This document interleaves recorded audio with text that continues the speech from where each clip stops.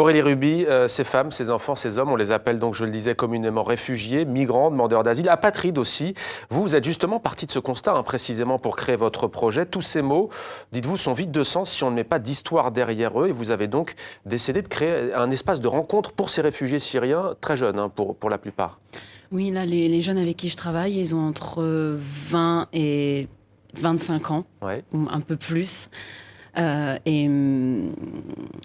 Ils sont arrivés, grosso modo, il y a 4 ans, c'est ça pour la non, plupart, non, même non, pas, beaucoup moins. quelques mois, certains. Pour ceux qui sont là en France depuis le plus longtemps, c'est 2 ans, là, dans le projet. Après, il y a des personnes qui sont passées par le projet aussi, qui ne sont pas forcément sur scène à chaque représentation, parce que c'est un projet qui évolue beaucoup quand on travaille avec des personnes qui sont en situation instable. Voilà.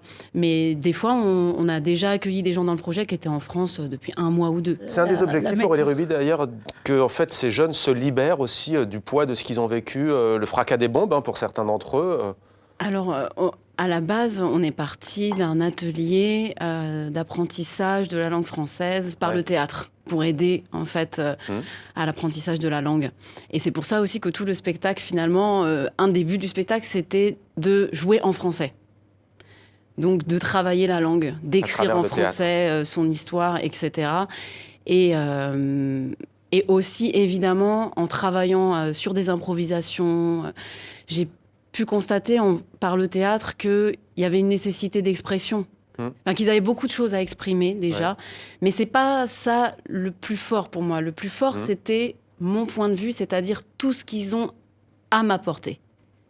En termes d'information, en termes d'expérience de vie. Vous essayez en fait à travers ce projet de créer de l'empathie aussi, c'est ça, pour que les Français aussi aillent vers ces réfugiés en fait, qu'ils ne connaissent pas. Tout d'un coup, j'ai accès à des choses où je me dis, là, pour les Français, c'est très important de savoir tout ça et de pouvoir voir des jeunes en train d'exprimer de cette façon-là, d'avoir le courage de monter sur scène, de prendre l'espace face aux Français, de dire « je suis réfugié en France ». C'est un fait, mais ce n'est pas mon identité. Et je vais vous raconter mon histoire. Ce n'est pas une identité. C'est ça.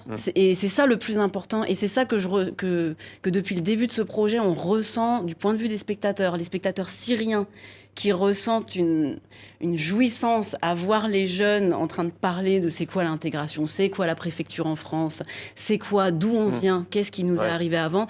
Et en même temps, les Français qui sont touchés et qui comprennent quelque chose, qui ont tout d'un coup accès à une humanité qu'aucun média et aucun autre espace public ne donne. Et du coup, c'est vraiment pour moi, c'est vraiment comme un pont, en fait, ce projet. Et c'est entre les citoyens du pays d'accueil et ces réfugiés. Oui, le théâtre, c'est ça. Le théâtre, c'est un lieu de rencontre dans lequel, pendant 1h30, des gens sont ensemble. Donc, c'est un lieu d'expérience. Et dans cette pièce, on va mettre des gens qui ont une expérience, qui sont réfugiés syriens, qui vont pouvoir exprimer des choses, et des Français qui vont pouvoir passer un moment, avoir un moment d'expérience. Et qui, d'habitude, ne les voient qu'à travers les médias de manière très furtive. Et ça change tout. Ça change tout dans le regard.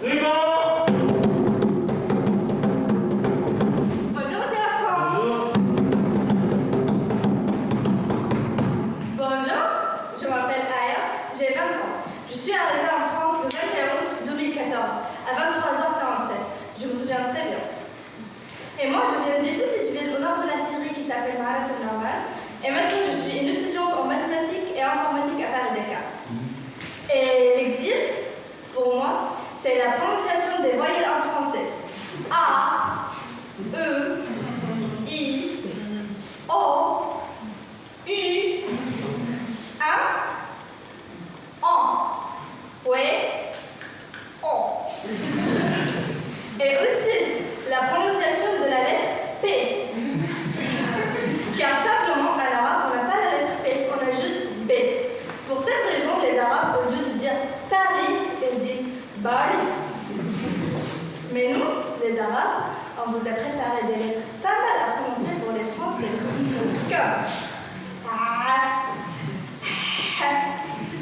Comme B et V.